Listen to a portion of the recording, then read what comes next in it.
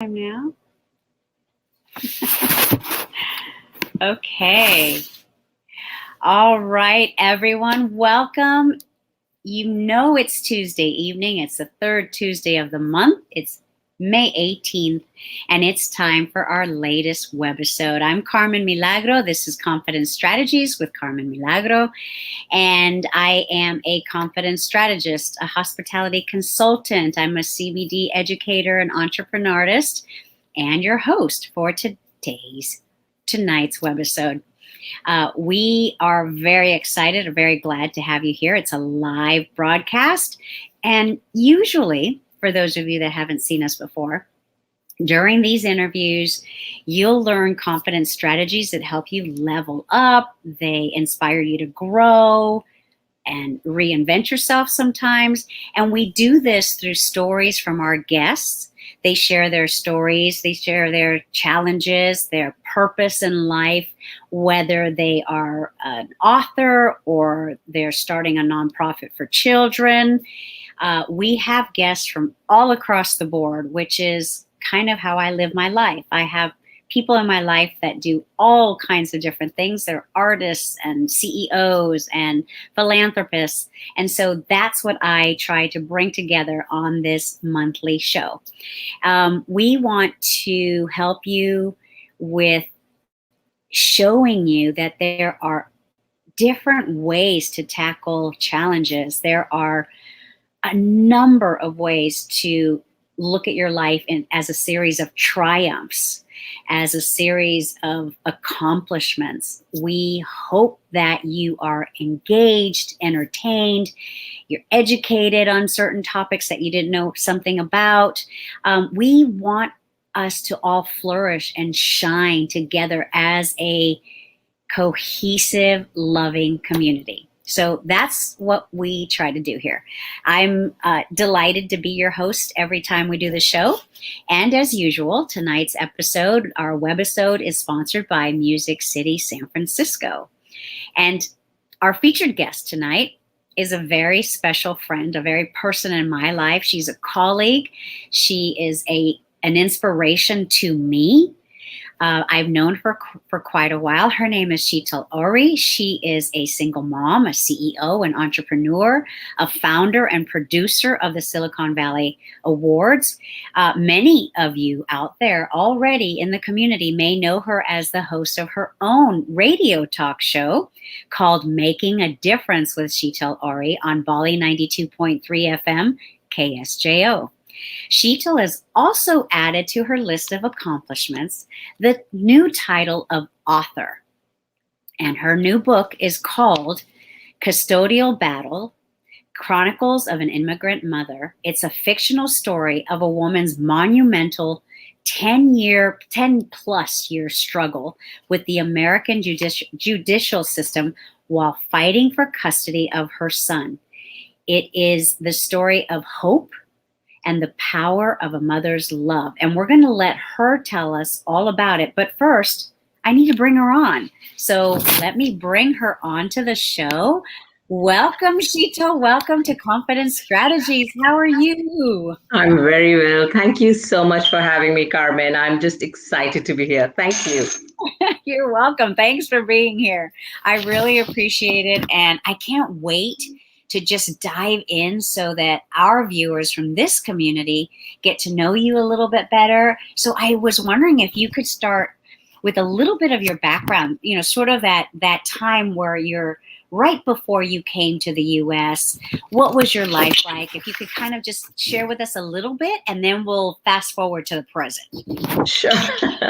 I was born and brought up in India. And then after doing my studies, I went on to further my career of being a hotelier and a restaurateur to London, UK.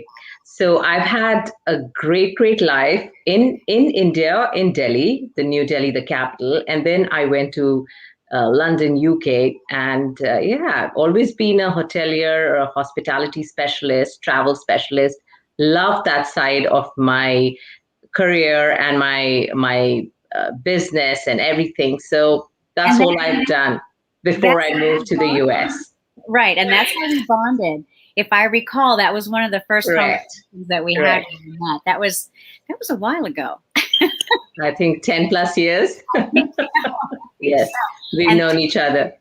yes, because it was while I was still working at San Francisco State University Correct. in the digital media and the digital video intensive and multimedia studies program. And we met in the mall. Correct. I still remember that was amazing. That was, you know, I have to stop this part because I remember when we first met, it was like instantaneous. We just started talking and getting to know one another. And I feel like, you know, you and I were talking earlier before we went live about the human connection. And I feel Right. like sometimes we meet people in our lives that are meant to be forever friends. And that's how I Absolutely. feel, you know, that we came together and we were brought together. And I wonder if you could also, you know, just sort of talk a little bit about, you know, your persona. You're a radio talk show host, which, you know, we'll talk a little bit about that. And there's this whole thing that happens when you are in the public eye. There is the public persona, Correct. you know, the facade, the face, the character that we present. But then there's the behind the scenes. Can you share a little bit about how that works in your world? Well, in my world, it does work because you see the stress, all of that coordination, managing, how to do those things which I do, and how to keep that composure when you're in front of the public eye. I'm sure you know it. We are right now doing it from inside. I was telling you, I've done so many interviews myself, but here I was before we started. I was like, oh my God, Carmen. So it's just that nervousness is always there, and I think that makes us tick. You know, for women like you and me who are in the public eye, who are doing so much out there, it's just a part of our daily routine. And to keep that composure, to keep that confident look on your face, to ensure that you are just standing straight without blinking an eye, making everybody feel everything's calm out there, guys. Don't worry about it. That's what confidence strategy is all about. So for it's I mean, for us women and who are entrepreneurs, who are into working or into doing major things, whether it's producing a show or producing any kind of movies or theater or any talk shows, it's very, very critical that we keep that facade, or we keep that composure, so that people who are looking at us can get that feel and feel that yes, everything's good, everything's great, let's just watch it.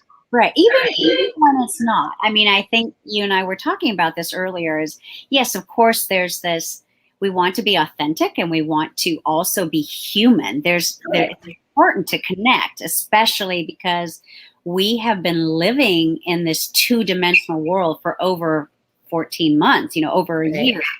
So people do want to see authenticity, but there is that line between authenticity and professional. You've got to, there's this, the way that I see it's like a channel, right? And we have to reside in there because you have to get things done. You have to produce, you have to create something that is, you want to get your points across. You want to share the stories. If I were here, depressed and, crying, that would take away from what we are trying to talk about. So right. It is like a performance or a performer or an entertainer. You go out there and you do your job. Right. And then sometimes behind the scenes, we deal with what we have to deal with and we feel what we feel in a more relaxed or a more appropriate way. And Carmen, I'm a believer that, negativity attracts negativity.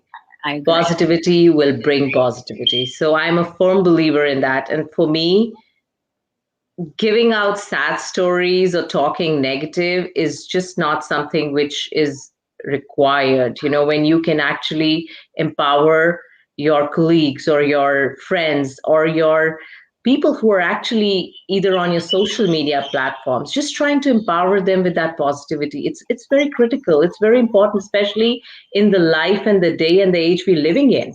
It's just crazy out there. And just if you can, bring a smile to somebody, that's what I'm all about. Just make people smile and, just make people happy, because you don't know what the other person's going through. Just like you're going through so much of sadness in your inside, but just to bring somebody a smile, it'll make you feel good. Exactly. I agree. And then that's again confidence, right? Because if you can do it, brings out the confidence. Right. And then it also shows that perhaps someone else can do it. And here's the reward. Here's someone, I'm not sure who it is, but she loves you. So thank you for tuning in and watching us today. But that's how Thank you. Connect on a human level, and that's what this show is about. It's an informal, it's very casual, it's laid back, that's why I was telling you, don't worry, you got this. There's no reason to be nervous about this. A million times now. But I do remember back in, I think it was like 2004, Sheetal, I remember you said to me, I want to have my own radio show. Okay, I don't recall that. Oh, I do. Oh, believe me, I do. And then it seemed like it was a snap of the fingers. All of a sudden, you had your own show. You asked me to come down to the studio, right? And so, can you just sort of how did you make that happen? Because I know you well enough to know that when you set your mind to something, you are going to achieve it one way or another. And thank you. Inspire someone else who's thinking of doing the same thing. Yeah, thank you, Carmen. Thank you for all the positive support and all the positive words. Yes, I believe in positivity. And I believe if you want something, nothing can hold you back to achieve it. As long as you are true to yourself, as long as you're true to everybody, that's what really matters. And I believe it was just meant to be. I didn't really set a sight on it. I have been in the media for a very long time. You know that. While being a single mom, I've been trying to get more and more custody time with my son when I was initially going through the custody challenges. And for that matter, I just thought, you know what? I have time in my hand. Why not just utilize it? And that's when I started getting into all the philanthropic causes in the community in Bay Area, and started doing lot of nonprofit work. And that's when I believe an opportunity for interviewing came up. Did it with a TV station earlier days. And I just thought, you know what? I love interviewing people. I love to just know about their backgrounds, or how did they reach where they are, because it was empowering me while listening to a story of somebody who's doing something. And so I think that just kept me going. And then I was working as the West Coast head for a newspaper, Indian Express, which is very well known. I was heading it over here in the West Coast, and then that's when that company was about to launch their radio station, and I helped them through my marketing background and through all the branding background. I helped them, and that's when one fine day they just came up to me and say, you know what? You put so much of the bandwidth of the network, and you are just amazingly known. Why don't you just, your voice is amazing. That's the owner of that channel who told me, why don't you just start your own station, or your own, not station really, but your own talk show? And I looked at him and I was like, no. I'm a behind the scenes person. I don't want to do something like this. And he was like, no, I think you should. You should give it a try. And I actually thought about it for a second, but then I said, hold on, I'm willing to do it, provided my show has to be unique, just like I am, because I believe I'm a unique person. I'm not there to fit in. I'm born to stand out. And so I started the show, And initially it was called Zara Hatke, which is making a difference in Indian language. And then after 1 year, I actually moved on to the Bolly 92.3 FM team, which was initially 11:70 a.m. And I was with them for about 4 or 5 years with over there. And then we moved on to KSJO Bolly 92.3 FM station. So from AM to FM, it was again a big leap. Mine was the only talk show at that time when they started airing the FM station, South Asian. It is one of the largest South Asian FM radio stations. And I was really privileged. And my show, it's been now 9.5 years I've been doing this, called Making a Difference with Sheetal Ohri. So yes, my dear girl, you reminded me. One day I said it. I made it happen. I forgot all about it, though, but yeah, thank you very much. I've been keeping tabs on you. That's what I meant. I truly meant what I said. You have been an inspiration to me. And I know that we don't get to chat or talk all the time, but this is how it happens. We get together and then it's like this. And then we like talking. Right. Two talkative people, yes. So the reason I wanted to really sort of get this background, out there for this community to learn about you is because you wrote this book, and it's not like, some people, and there's nothing wrong with it. I think it's wonderful, but you have experience. You didn't just decide one day to write a book. You've been in radio, you've been in media, you've worked in this, but you've also written, before we get to your book, you've also written a couple of other things. Right. It all started with my production, Silicon Valley Awards, SVA. The first ever it was the first ever award show in the Silicon Valley of that caliber. And it was a red carpet event. You performed at one of those, and you've attended many. It was over there when I wanted to again show something different, which is making a difference. Right. So I wrote a small theatrical script, which was a big and a huge hit. It's still on YouTube, some parts of it. But we did that, and it was just was taken by the crowd. Mm-hmm. It just was a frenzy, I would say. Everybody loved it. Yes. And I think after that, it kind of just got to me that I can still do something else. I can still write something else. And writing has always been my passion. I just write small poems, or I write small proses here and there. So that's when I wrote the first ever Bollywood Broadway show in San Francisco. So I wrote that. And again, I had to make a difference. So during this time, I auditioned and I got people on board who were just regular people, who are technology people, who are just business people, who are kids, who's a housewife, but they all had that desire in them to act, to do something, to be on the stage. And I auditioned them. I mean, I sat there for hours with a lot of my, people who were helping me with this Broadway show. And we used to do auditions and sit there. And I always used to sit down and look for that sparkle, somebody who really wanted to do it and was like, okay, I'm going to do it. And I'm telling you, from the age of 4 years, that's the cast. It was about 65 to 70 people in that cast of that Broadway show. From the age of 4 years, my oldest one was 65 years. And they all did that Broadway show, which was again a huge hit. I was even asked to take it to New York.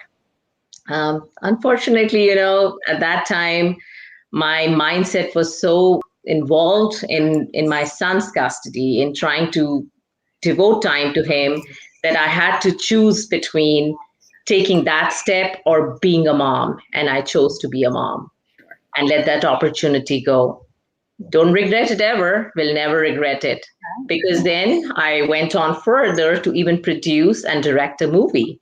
I wrote the script again. So I even did it. It's still in the editing phases a couple of years ago, but then a lot of things happened. But again, as I said, that was also with the local people.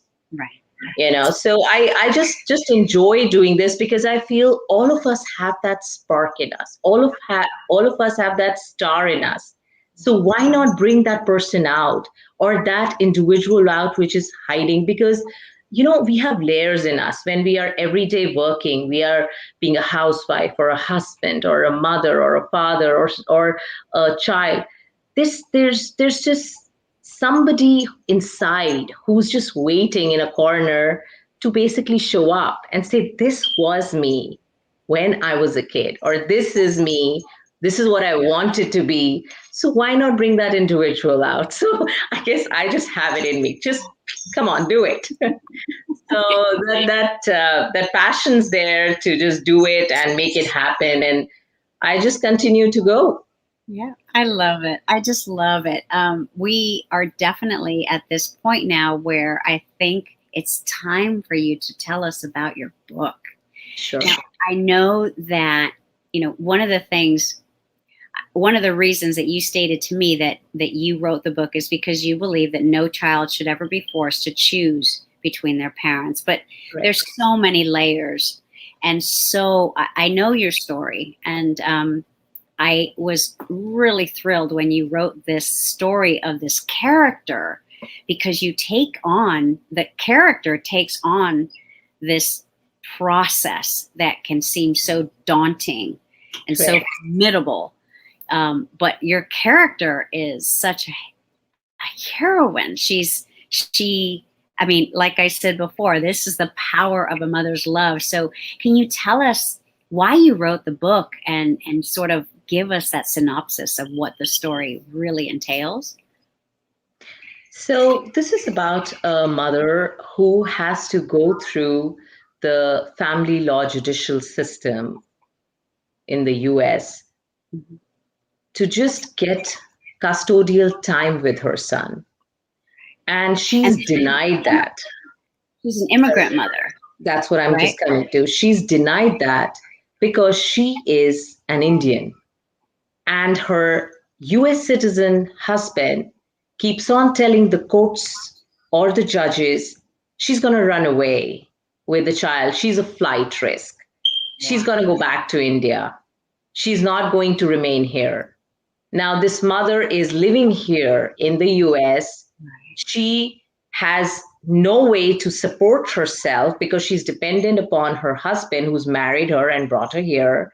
And that's what usually happens in our Indian customs, right? The guys go back home in India, they marry a girl, bring them here, then the wife has to basically take care while the husband works. Now, in this case, when they've separated, okay, her issue is he's never filed for paperwork. Her issue is he's never filed for her green card. And so she has been without that status. And when now she's trying to ask for her son's time, she's being denied. But no courts are asking this question to the father, why the hell didn't you do it? Right. You are a US citizen. It is your moral responsibility. You're obligated to do it as a good US citizen. In good faith, she has married you. Why would you not do it? But did the US courts are doing it? No, they're not.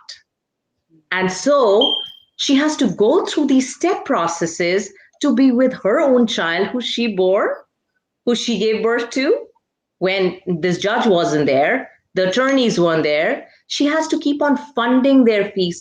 It's like I even wrote a few days back in one of the blogs. It's like a money-making business, a lucrative business. That's what a family law is, where people are selling themselves to go through the system if they can afford the lawyer's fees. Because if you don't have an attorney representing you, let me tell you, the judge won't even look at you. I've been through it. I've been through it. I can produce bills, I can show bills. When you have to spend going over 300,000, 400,000. It's a lot of money for what? You're not asking anything. You're just asking for your child's time. And as a mother or as any parent, even a father, everybody has a right to be with their children. A child is not a commodity. A child is a human living being.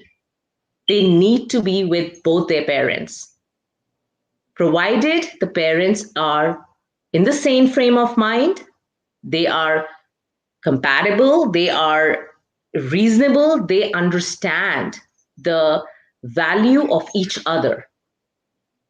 And that's what the courts also see. So in this book, when I wrote this story, I have been through very similar situations.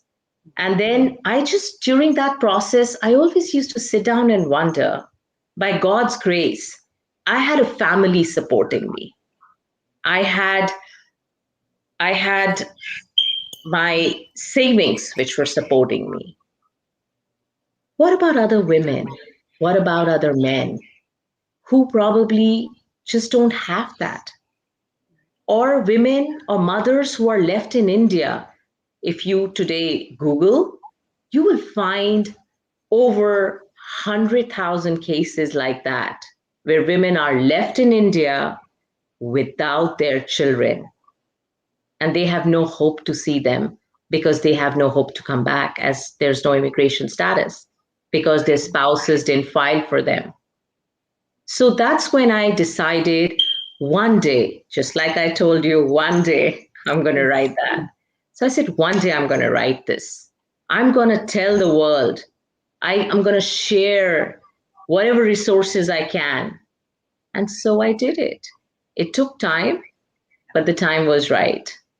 2 years it took for this book to be written, to be really, it's very emotional, very intent. And I wanted to make sure that, the thought process it put across, whether a judge is reading it, whether a custody mediator is reading it, whether somebody's reading it, they have to understand the system. You cannot just take a child away and not understand the layer, like we said, or the thought process behind it. You cannot believe one person, but not question the wrong, but question the right. Was there any evidence? Is there any evidence? What is going on? What is Indian culture all about? What is the immigration status saying? What is hate convention? What is the way things have happened or how they have happened? What is that child thinking? The child is divided. The child is being brainwashed. The child is being alienated. So all these things I have put in the book to make readers understand. And as I said, even if the court system's reading it, they should understand. It is required today. The law has to change. They have to look further. They have to look deeper. They cannot just take the words of somebody who's just a US citizen. It just is not going to help, because you're not helping the best interests of the child, which is the bottom line of every family law court. They try to see the best interests of the child when it is a custody case. How are you seeing the best interests of the child? How? You're not even understanding the status. You're not understanding the immigrations. You're not understanding the culture from where these two people have come from. So if you don't understand that, then don't try to give those orders or decisions which can actually ruin somebody's life. A child, a mom, a father. Wow. Nobody's a winner, Carmen. Nobody's a winner in a family law case. It's always a tug of war. But in the end, I always believe a child suffers because child has to choose, right? Because the coach would say, okay, 2, 2, 3, which is 2 days with mom, 2 days with father, and then it's going to be alternate weekends, right? So the child is going here, child is going there, and then the child's like, okay, what do I do now? Whose side should I be on? And then the parent who is trying to alienate the child doesn't understand. The child will eventually grow up.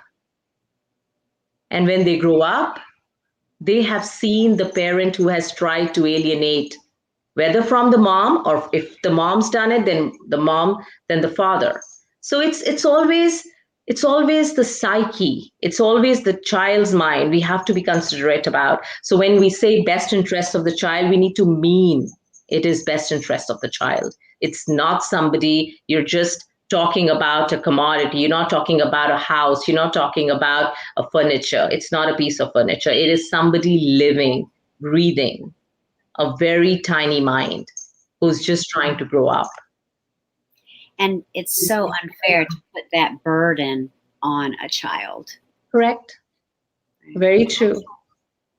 So we have to think about these things. And that's when I just decided, I said, you know what, let me just write this, and just let me just try to help whoever I can. I have helped many women, many social causes over the years while I was going through my custody issues, and even after. Even today, when somebody refers somebody to me and say, talk to Sheetal, she may guide you, she's gone through something similar, I do it, Carmen, without blinking an eyelid.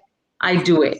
I refer them to people, I refer them to attorneys, I have many friends who are attorneys, and I try to refer. The only thing is, at the back of my mind, which is there, I try to tell them, give them that piece of advice.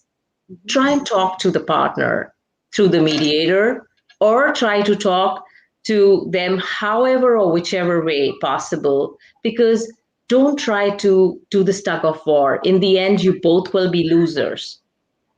Attorneys will make their fees, they'll make their money, and the child will grow up eventually.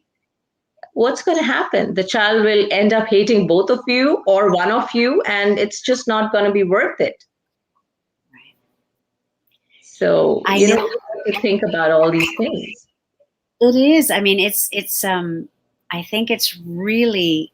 I think this book, this story that you have written about this character, is indeed, was brought to life by you to help. I mean, I see you as an advocate already, but I feel like your book is also this advocate for people, for mostly women. Let's be serious. Let's be honest.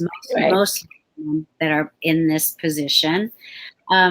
Did you ever see yourself when you were younger, your younger self? Did you ever imagine that you would be put in this position and to become such an advocate for?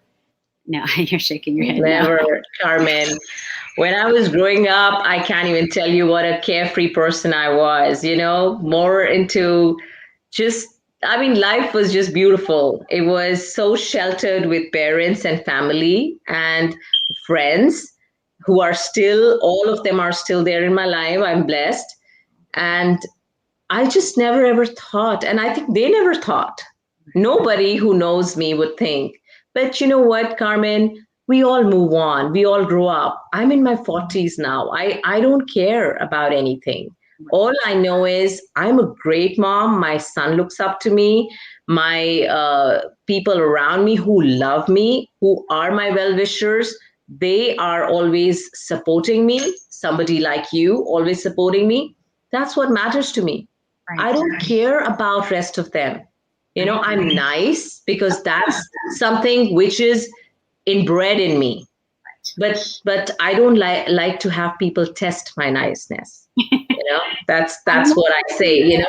I can be nice. I can do whatever it takes to be your well-wisher, your supporter.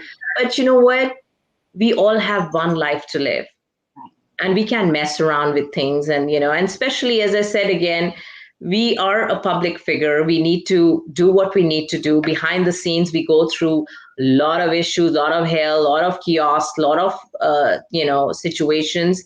But then we deal with it and we move on in life, because that's what life is all about, moving on. And we are all unique in our own way. That's what I believe in. You and me are not part of the crowd. We are born to stand out. And that's what I believe in. And that's what I just say. Don't test my patience. Guilty as charged. But I love what you said, because I have said it myself. And I do believe this all circles back to having the confidence to be your authentic self. I think a lot of times people, I've said this before, I've seen it time and time again. I think that people a lot of times think that because you're kind, because you're nice, that you are weak. Correct. And it's such an interesting thought process to me, because just because you are a nice person, a kind person, a giving person, to me, that is a strength. I am very conscious of living my life in power.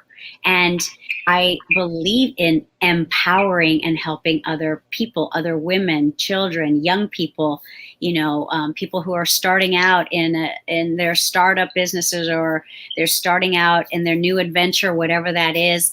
I want to be supported. So I assume that by supporting others, maybe that person doesn't support you in the way that you support them, but others come. I just like. That's so true. It's a train, some bored, some on board. And from that thought process, you're so right, Carmen. I have been a socialite. I have always been one, since I think I was 16 or 17, always, always a friendly person. Even my school friends can still testify to that. My college friends can testify to that. But it's just that, even now I am a socialite, but I choose. I've realized, I've grown up. You try to be supportive to people who you think can actually understand your kindness. Right. Just like you said, when they think that your kindness and niceness is your weakness, you need to draw a line and stop. Exactly. Empowering women, I do that all the time. I love doing this all the time. That's what I do. But at the same time, the fact is that, women are women's enemies too. I know. And they don't seem to understand that when they do this, they are actually making themselves look foolish. Because you know what, just having a status, or just having somebody pay your bills, or taking care of you, is not what is going to actually make you stand out. Standing out is all about being yourself, being kind, being human, and being actually doing things which are genuine, which are too hard, and you can support the other person who's in front of you. Words are cheap. Actions speak louder than words. That's what I believe in. True. 100%. So if someone wanted to get connected to you, or to buy your book, more importantly, how do they do that? Where do they go? They just have to go to www.sheetalohriauthor.com, or they can even just go on Amazon, and my book is there, Custodial Battle. So you can just find it on Amazon, or you can, again, buy it on sheetalOhriauthor.com. Okay. And please be sure to share that information. I will do this after this show for sure. I will do that, Carmen. I know it's, this is taking away from your family time with your son. And I just, I wonder if you have like some last words that you would like to share, anything that you would like to promote before we let you go. I know that we could talk for hours. We will soon, Carmen. No, thank you so much. I'm really enjoying this, and it's just so empowering just to talk about all of these things live with you. And again, I'm thankful. This is my first show as an author, not to be the last, because I'm sure there are many more lined up, but I'm just humbled to come on your show. Just keep up the good work, what you're doing, Carmen. Confidence strategies is very important, because you know what? We women need it. And I would like to really tell the listeners, the Facebook people who are watching this, or LinkedIn, or wherever, all social media platforms where we will be even talking about this show or sharing the links. It's very important to be yourself. Stand for your own self first. be confident. And it doesn't come in one day. It will take time, but try to be confident. Don't let anybody put you down. Don't let anybody tell you that you can't do it. Because you know what? Where there's a will, there's a way. And persistence is the key. You're going to persist, you're going to do it. So please stand up for your own self. Don't let anybody put you down. I and love make you feel less. I love you. Thank you. I'm going to quote you on this because it's just so nice to have it reinforced. So thank you again. I do want to be mindful of your time so you can get back to your family time. But, again, I am thrilled that we were able to do this. I can't wait for us to just see each other in person again. It's been way too long. Right. I think if you want to just let everyone know one final time, where can they listen to your talk show? Well, you can go on to www.bolly923fm.com, or you can tune into Bolly 92.3 FM when you are driving, or you can listen live every Sunday morning at 9:30 a.m. And you can find me on social media platforms. I'm on Insta, Twitter, TikTok, Facebook. Just find me, sheetalohri.com or Sheetal Ohri. I would love to connect with you. And I am open to helping anybody who wants to get any guidance, who wants to have any resources, or anybody who just wants to understand or share their sadness. I'm a listener, and I'll help. I'll make you smile. I can promise you that. That's why I love you so much. Thank you again for your time. And thank you for, you'll have to come back, I think. We'll have to do a follow-up of some sort, and we'll put that together when we have lunch. Okay? Yes, ma'am. Thank you, Sheetal. Have a good night. Thank you. You too. Good night. Good night. Good night, listeners. Bye-bye. Bye-bye. And thank you all for tuning in again. I hope that you got some insight into what Sheetal's book is all about. And if there's someone out there that needs some help through this system and needs some guidance, please do reach out. I know Sheetal, and she means what she says, and she does what she commits to. So please, we'll put that information in the comments underneath on Facebook and YouTube and all of that. And I think that's it. We will see you again on June 15th at 7 p.m. I'm working on another really special guest. She is a life coach, and I met her through some training, entrepreneurial training that we did a few months ago, or last summer actually. And I'm excited. So I'm putting that show together. Other than that, please know that I am absolutely grateful and thankful for your continued support. Please like and comment and share these videos on YouTube, on Facebook, on our Confidence Strategies Facebook page. It's a group. You can just join anytime you'd like. And I think that's it. We hope that you learned a little something. You were inspired. I think you were. And I'll see you next time on Confidence Strategies with Carmen Milagro. Thanks, everyone. Have a good evening. I'll see you next month. Bye-bye.